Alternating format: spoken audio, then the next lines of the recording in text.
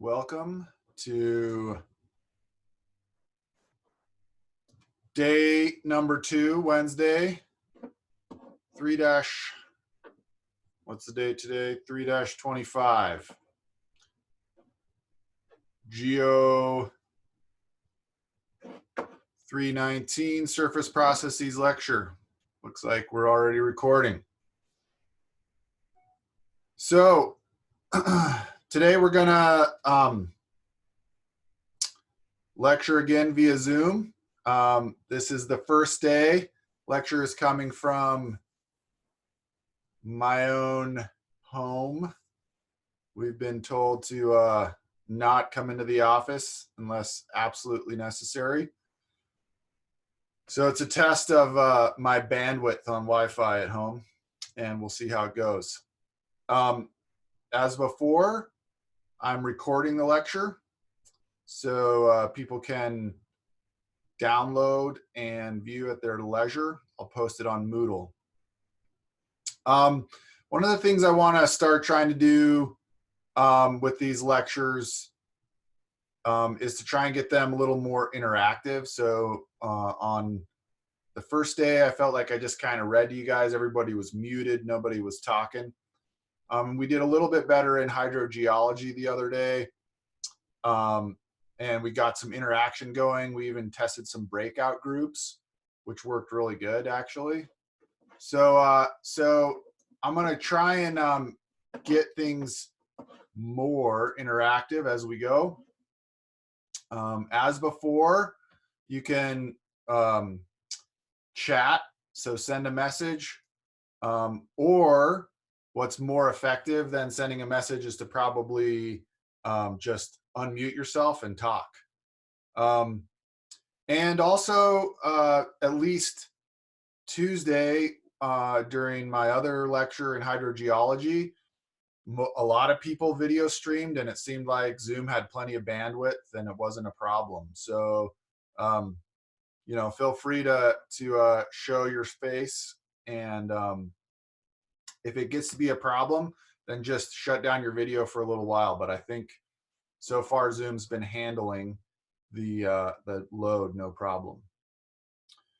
Oh, one other piece of business I wanted to say for you guys and for people that are going to listen later, the class participation activity stuff. I don't have one today, but we had one on Monday. All right, you have till the end of the week to turn that in. If you were on the lecture, you should just fill it out and turn it in. There should be very quick.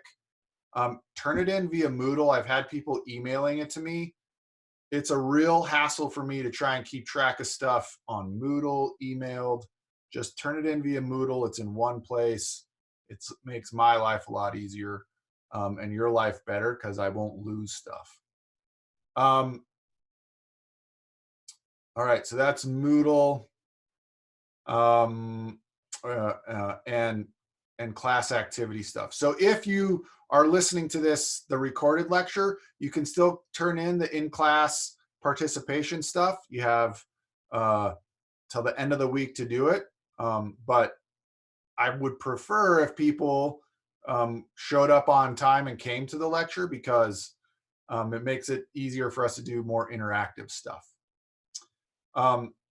Okay, any questions on sort of course logistics before we get started on lecture today? Yeah. Okay, I didn't get any. So I'm gonna continue on with lecture. All right, so today we're gonna lecture on one of my favorite pet topics. It's a topic near and dear to my heart, and that's isotope geochemistry, and how we use isotopes to trace processes in biogeochemistry. So I'm going to share my screen here.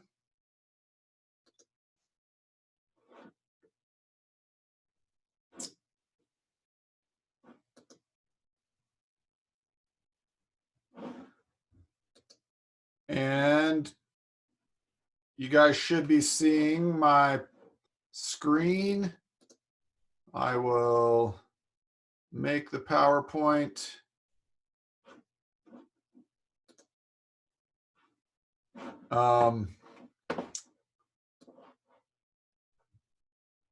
Full size. And then the other thing I need to do is see if I can get the chat to show up.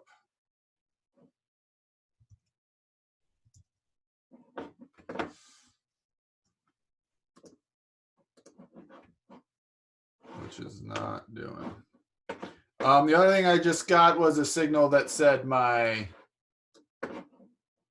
internet is unstable. So we'll see how this goes. Why can I not get the chat to show?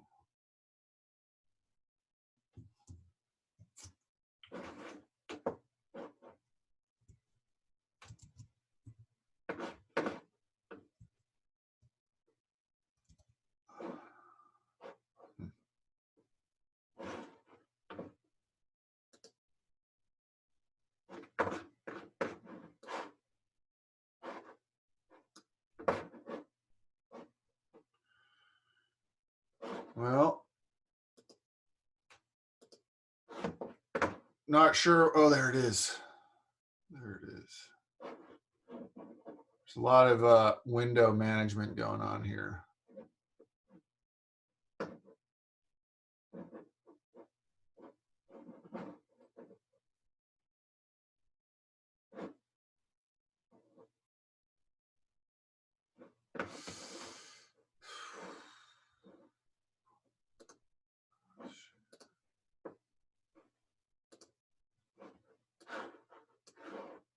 Okay, I think I finally got it figured out. All right, looks like I got chat. And I think we're ready to go. Okay, so today we're going to talk about isotopes in biogeochemistry. And we defined isotopes earlier, but the basic idea is that they're atoms of the same element that vary in atomic mass, all right? And that's basically just due to the number of neutrons. And the ones we're going to talk about for tracing biogeochemical processes are the stable isotopes of carbon, and that is carbon 12 and carbon 13. So one of the things that that I wanted to make sure we get a good handle on is the nomenclature of isotopes. So when we write an isotope value, we're going to put the mass of the isotope up as a superscript to the left. So carbon 12, this 12 is the mass of the carbon atom. All right, this is carbon 13. That's the mass of the carbon 13 atom. So carbon 13 has one more neutron than carbon 12, and it weighs one atomic unit more than carbon 12. All right, so the carbon, the stable isotopes of carbon, and by stable, I mean that they don't have a radioactive decay. So there's no radioactive decay.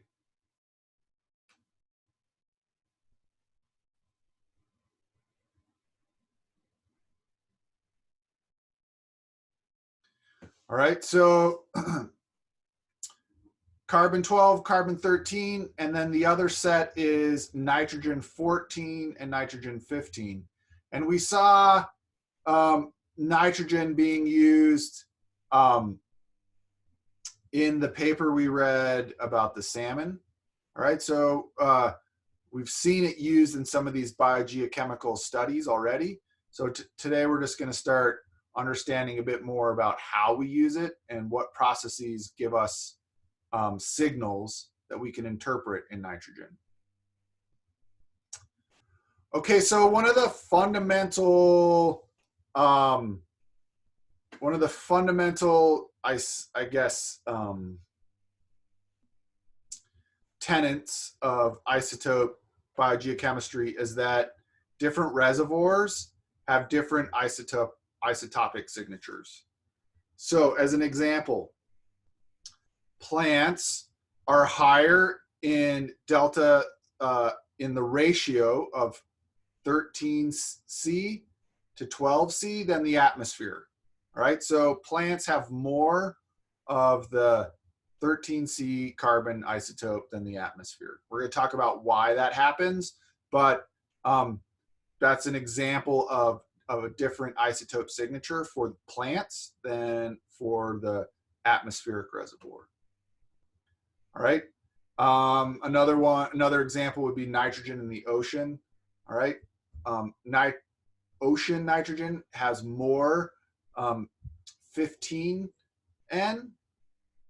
to 14N than any reservoir on land. All right, we're going to talk a lot about using 15N in food chains later, but basically we can look at how these isotope values move through an entire food chain, and we can trace the source of food using both 13C and 15N. Okay, so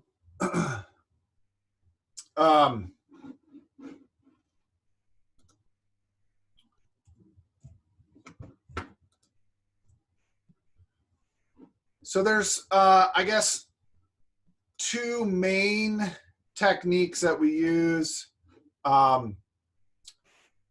for in isotope studies. So one is natural tracing, and that is basically just looking at the relative abundance. So we measure isotopic ratios in some sample, and we look at how that ratio changes either between reservoirs or within a reservoir due to some process. All right, so we might look at as an example, we might monitor the 13C to 12C ratio in the atmosphere, and we might see it change. Say it gets enriched in 13 to 12C above what is historically normal. And then we might say, well, there's some new source of carbon, and where's that coming from? All right. So these natural abundances we're just measuring the ratios in natural samples and looking at differences and changes in those natural ratios. All right. The other way to use stable isotopes is what we call applied tracing, or we apply a tracer. So here we might we might add some isotope and change the isotopic ratio way above the background, and then we can follow that radically different isotope ratio through the system. So an example of that, we could say add fertilizer with a bunch of that's enriched in 15N, and then watch it as it moves downstream and monitor its movement through the whole food web. All right. So those are the two basic styles of isotopic techniques. In general, I tend to use this natural tracing more, but this applied tracing is a very common technique as well.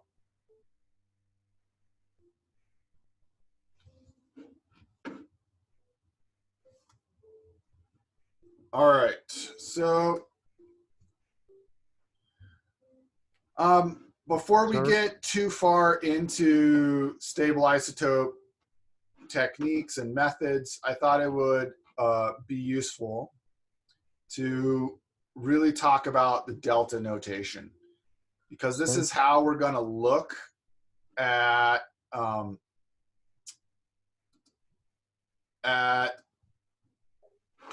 the isotope ratios. And so we need to understand this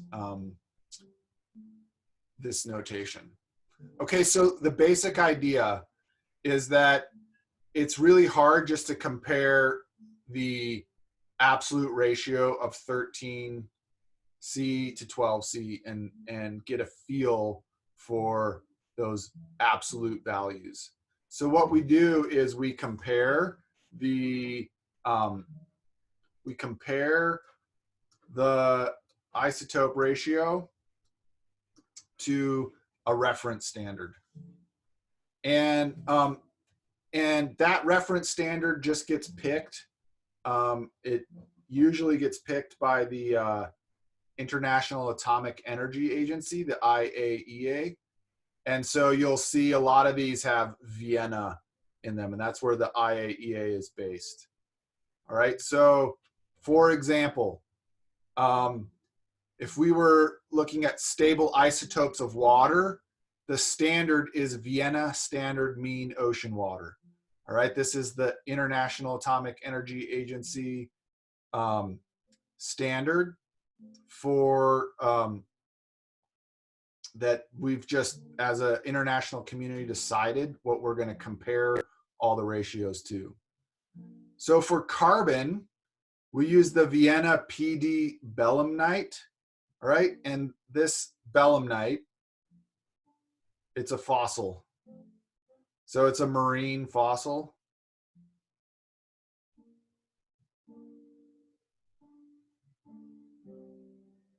And it was collected from North Carolina.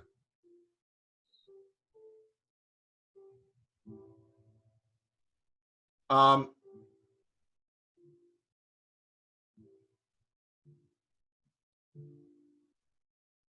right, so we just picked it.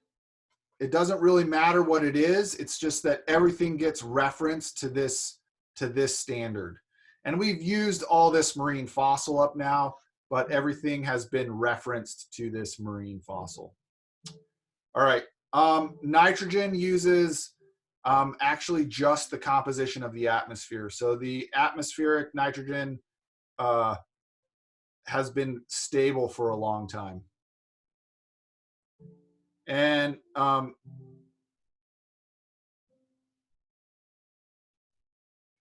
it's stable and uniform. So it's stable and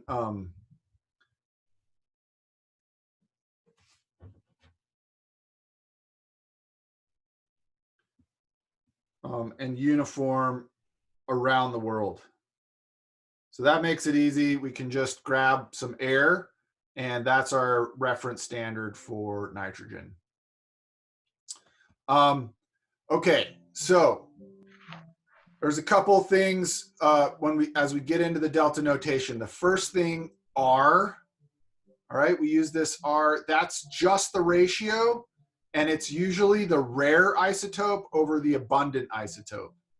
All right, so for carbon, 13C is the rare isotope. It's something like 0.01% of all the carbon is this isotope, 13C.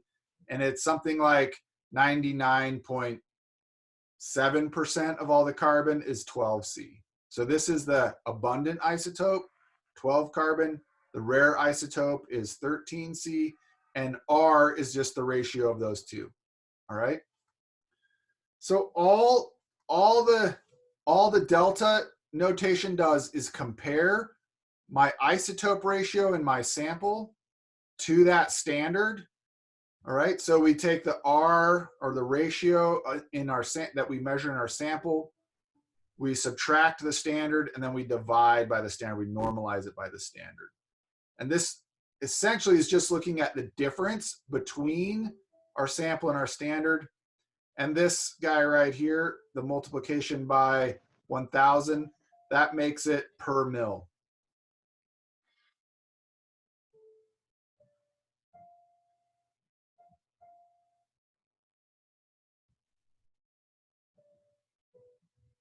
So you'll most of the time see delta reported like this. That's per mil. All right, so we just multiply it by 1,000. That's because these guys are usually really rare compared to these guys, and multiplying it by 1,000 makes it a whole number or a reasonable number to look at. All right, so this is how we got it. You're going to see it quoted a lot like this: R sample over R standard minus 1. That's just doing the algebra here, all right, times 1,000. Okay, but the bottom line is we're just comparing the sample, the difference between the sample and the standard, and we're normalizing it by the standard. So here's an example for 13C. It would be the 13C to 12C ratio we measure in the sample, normalized by the standard. We subtract 1 and we multiply it by 1,000. Okay, so let's think about some values for this. So when the delta notation is greater than 1, all right, or greater than 0, sorry, greater than 0, that means the ratio of 13C to 12C in my sample is higher than in my standard. So we're enriched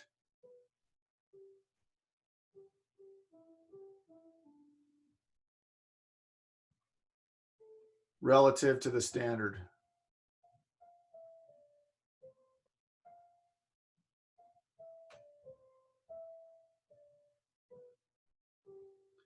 All right, if my delta is less than 0, then I'm depleted.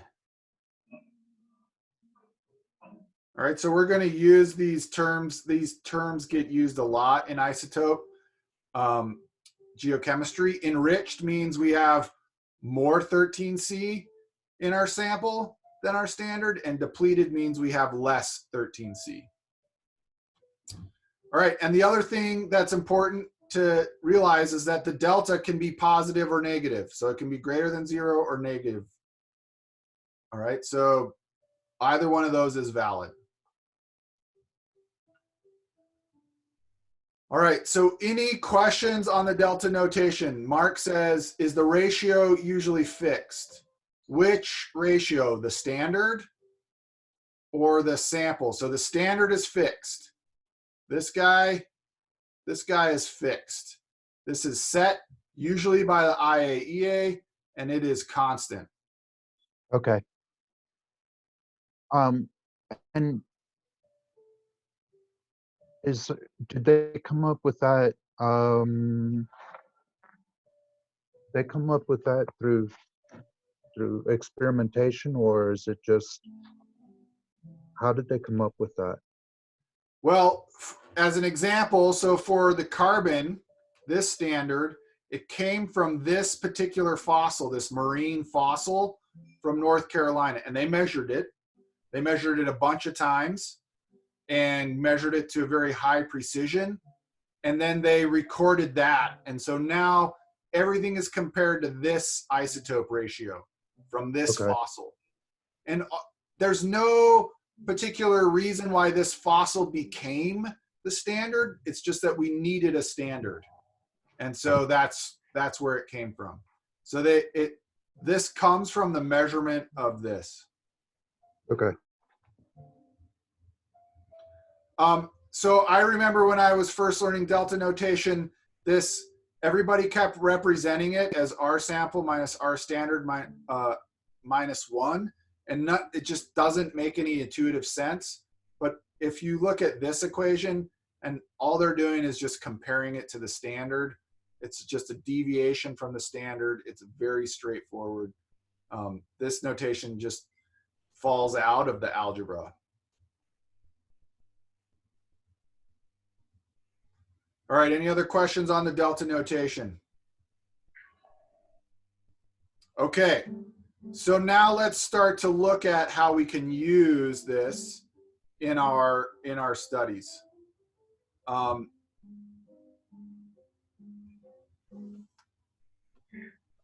so here's an example of using carbon. All right, so let's look at, okay, first of all, what is production? Production is using energy to form sugar. I can't really hear Mark, but I think he's saying that it is the production of oxygen by using photosynthesis. All right. Yes. So here's the here's a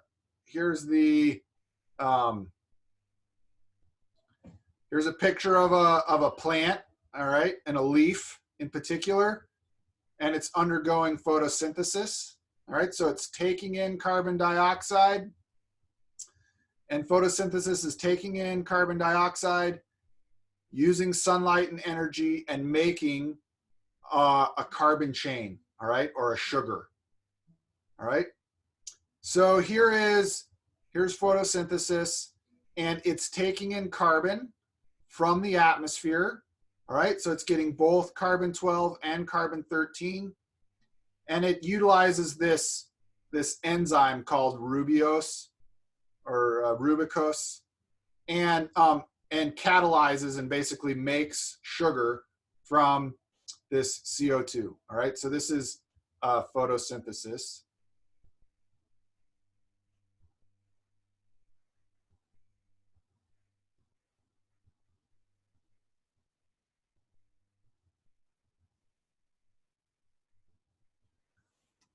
All right, so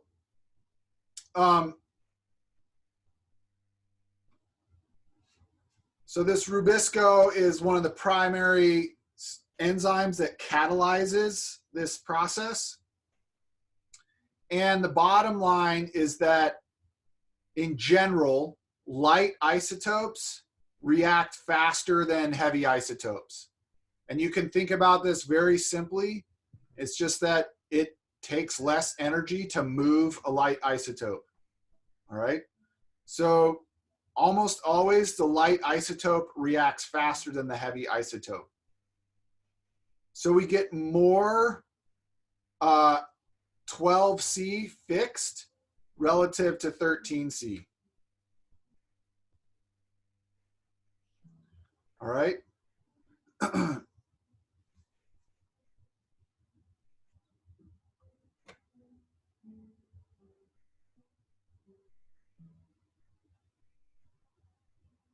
All right, so now the way CO2 enters a plant is through this stomata. All right, and a stomata is just an opening in the plant leaf, and it's a pore basically that allows CO2 in and oxygen back out and water. All right, so the stomata is just a pore in the leaf. And it is the primary way that plants can control how much water they're respiring. So when it gets dry, the plants close the stomata. All right. They're trying to lose less water. There's less water for them to use. And they know they need to try and shut down how much water they're using. So when it's dry, they close their stomatas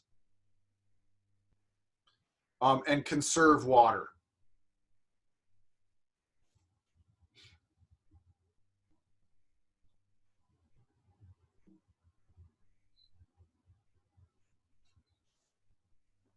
When they do that, there's more 13C sort of trapped in the plant, and they fix more 13C when their stomata is closed. All right, so when it's dry, the stomata closes and it traps the 13C in the plant.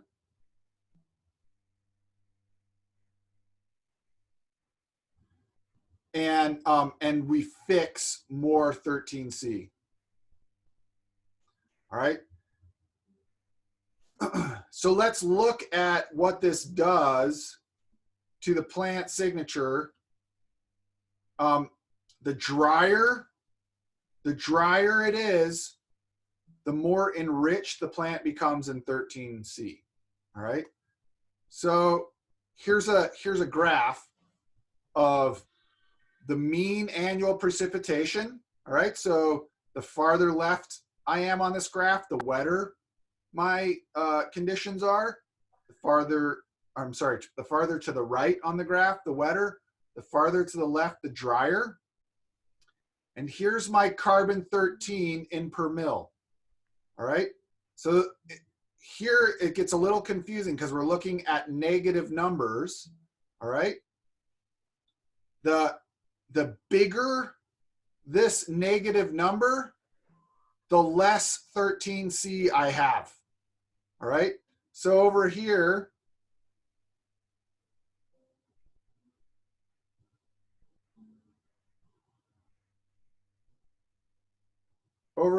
it's wet. All right. So conditions are wet.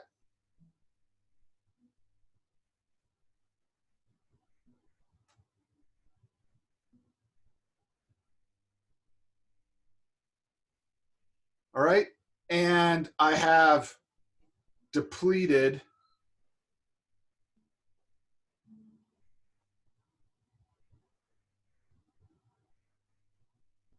(13C), so it's more negative.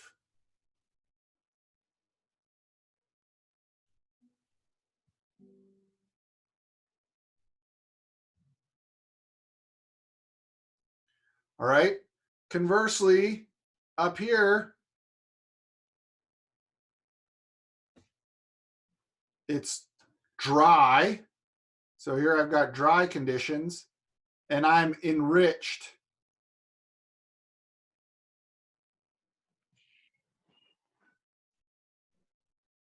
Relative to this guy. So I'm relatively enriched.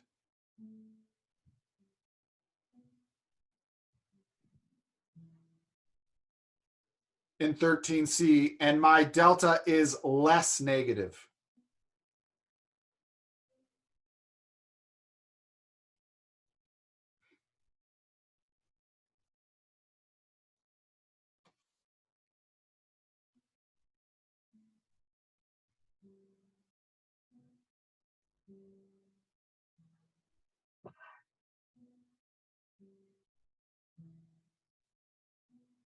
Okay, so you could imagine now that I can start to look at, I get this nice relationship between the delta 13C and the amount of precipitation. So I can even start to look at, oh, hey, the delta 13C in the plant tissue, and I can back out mean annual precipitation. All right. So this relationship, this kind of relationship, is the basis of a whole field of science that's essentially paleoclimatology.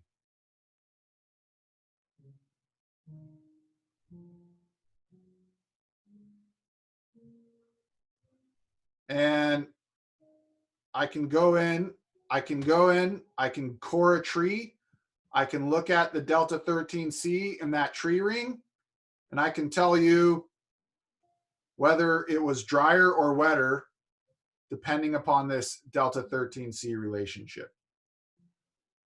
All right. Okay, so this is one of the uses of delta 13C in and an example of this technique, and being able to look at changes in climate depending on the value of delta 13C that we measure in the trees.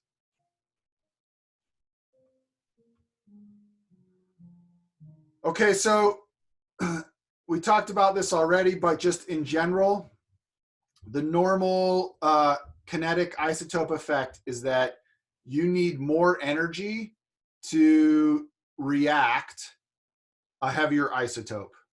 All right. So in general, they react slower, and this is pretty true. There's only a few cases where it isn't true. So in general, it's really safe to assume that heavier isotopes require more energy and react slower. So I have a question. yeah, go So for it. why in dry conditions would plants be using a heavier isotope that requires more activation energy? Wouldn't you Right.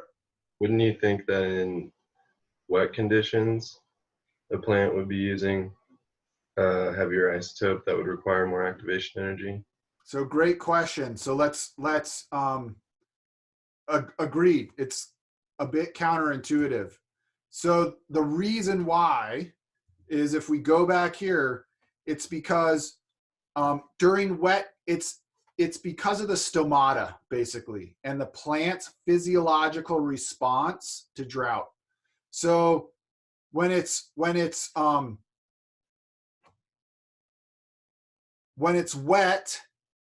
the stomata is open, all right, and that allows my CO2 and produced oxygen to freely escape. All right, and so all that 13C that I didn't react can move back out into the atmosphere. All right, so here I use more of this 12C, all right, and I have more of this 13C, and it's just free to leave and go back out into the atmosphere. All right, when it's dry and the plant closes this stomata, the 13C is not, it has to stay in the plant. And so eventually I use up all my 12C, and then I got to use up all the 13C. So does that make sense? It's because we close that stomata and we can't exhale that free, that 13C, and it's trapped in the plant. And so the plant's forced to use the 13C that requires more energy.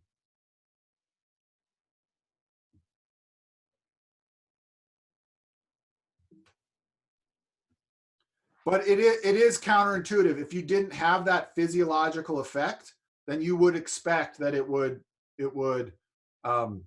be, you know, harder to use those heavier isotopes.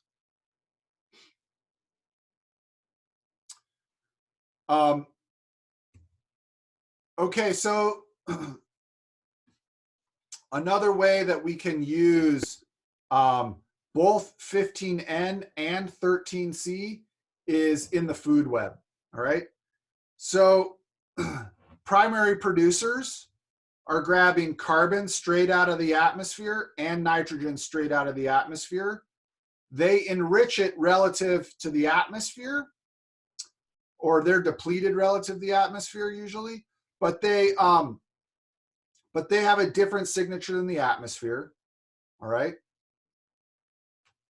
Things that eat plants take the delta 13C and delta 15N signature of plants, and they become enriched compared to those plants. And then, so herbivores are slightly more enriched. Omnivores, a little more enriched, and pure carnivores are the most enriched. So we can use the 15N and the 13C to look at what creatures or what points of the food chain something is feeding on. All right, so vegetarians are isotopically different than meat eaters. All right.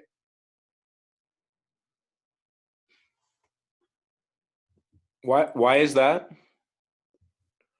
It is, you know, I don't know the exact physiological reasons. That's more of a biology type problem. But the bottom line is it will be something due to a kinetic effect. My hunch is that it's much easier for us to respire the 12 carbon. And so we end up enriched in the 13C. And So it also, similarly for the so 15. it also has to do with, it's like mercury too. If you, Well, if it's you, not really, because mercury is an accumulate. It is the bottom line is it has to be easier for us to lose the lighter isotope than the heavy isotope, and that's why we become enriched. And I guess that's a little bit like mercury because we can't excrete it. So when we right. So, as you so like as the higher you organisms go up, the eat higher you more and go up more, we the can't. food chain, What's that? the higher you go up the food chain, the more of the smaller that, so it's kind of like a building effect as you get higher up the food chain. Yeah, that's right. It's a building effect. The higher you go up the food chain, and So that's why they become more enriched that's right. And in it has to be because you lose 13C and you lose 12C and 15N easier than you lose. Sorry, you lose 12C and 14N easier than you lose 13C and 15N. So these accumulate as we go up the food chain. yes. Okay, so here are some basic nitrogen isotope values and carbon isotope values for different food bases. So as an example, here's fruit and vegetables. Here's non-corn-fed meat, all right? Corn-fed meat, marine fish. Okay, so there's each of these sort of food sources has different isotope values. And there's a cool story in here alone. So corn here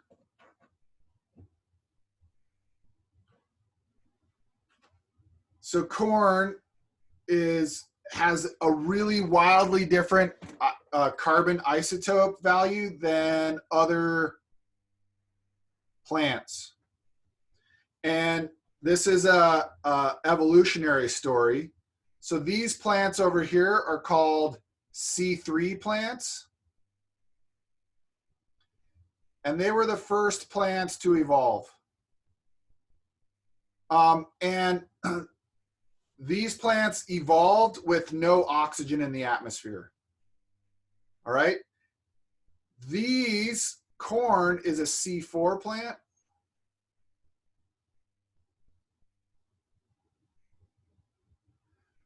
And the evolution from C3 to C4 came around because as more and more oxygen got into the atmosphere, C3 photosynthesis got less efficient. So O2 inhibits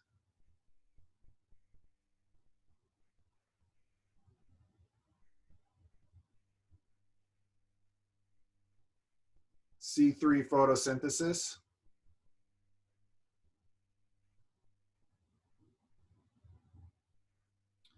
All right. And we evolved this new form of photosynthesis, C4.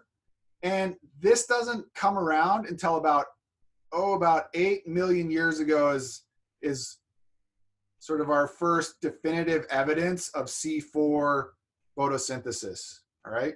So these plants are relatively young, and it's because we get better, it's easier to photosynthesize with O2 or oxygen in the atmosphere. Okay, so the bottom line is we have these sort of different values for different foodstuffs, and then these arrows represent what happens when somebody eats something of this isotope value. In general, you're going to move up and to the right. So if you're eating, goose and you're a dog, then you end up over here. All right, you enrich relative to your food base. So the bottom line, it's still true that you, in general, the more meat or the higher up the food chain you are, the farther you plot up and to the right on this graph. But the C3, C4 transition sort of smears out the plant's effect. And so you get a little more scatter. It still is not bad. So here is the here is a plot of a whole bunch of people that came into the USGS over the year 2006, and you can take a sample of your fingernail, and you can run stable isotopes of nitrogen and stable isotopes of carbon analysis on your fingernail, and you get sort of your composition of what you eat. All right, and so these folks here would be, you know, people were eating a lot of grains and vegetables. So really, this is the healthy population. And then over here, the heavy carnivores. So this is cardiovascular disease. That's a joke. Kind of.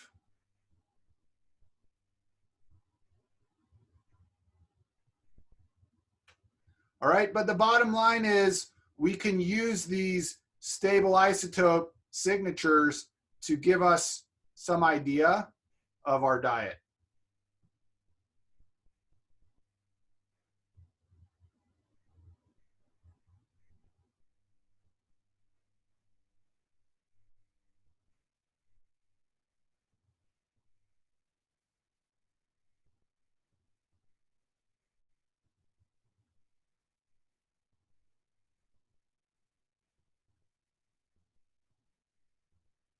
All right, and this is an example with humans, but we can do this now with any animal. And in fact, we can do it with fossils.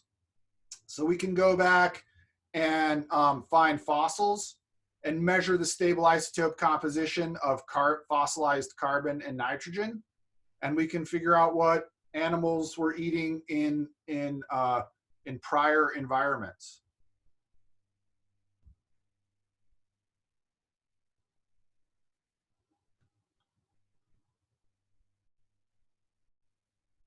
Okay, so it's 9:50, the end of our formal lecture now. So Friday, what we're going to do, we're going to start working with some of these, with some stable isotope data.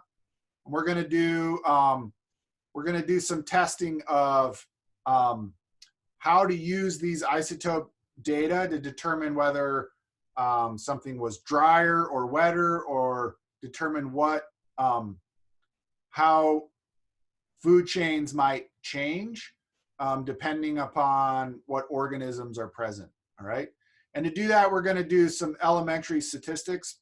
So on Friday, we'll start off, we'll do a quick lecture on sort of t-tests and elementary statistics, and then we're just going to do some stable isotope data analysis. All right, so a little bit of time for any questions you guys might have. I'll stick around. Otherwise, lecture is formally done. Is our lab from the week before spring break due on Friday? Let's see, was that who? What? That was the nitrogen cycle talk. Yeah, it is. It is. I will make sure there's a place to turn that lab in via Moodle. I think there, I can't remember if I put one on or not, but I'll make sure we can turn that, you can turn that in via Moodle. So yeah, this Friday, the nitrogen cycle lab is due. Also, I think you already talked to me about it, but for lab, I think it's 5, the terrestrial water cycle. Luke and I graded everything we have, and we're missing a lot of people's labs. So I don't know whether people are getting lab 4 and lab 5 mixed up because they were similar and thought they turned in lab 5 but didn't, or whether a lot of people just didn't do lab 5. We haven't posted the key yet, so we'll still take lab 5. But there's a lot of people that didn't do it. So I don't know what happened there. But Luke and I have graded everything that we have. So I don't know what happened there.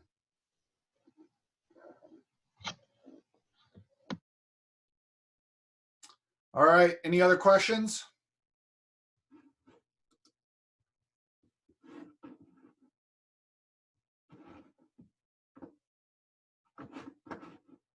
If not, then I'm going to go ahead and say goodbye and stop the recording. We'll see you guys Friday. Cheers.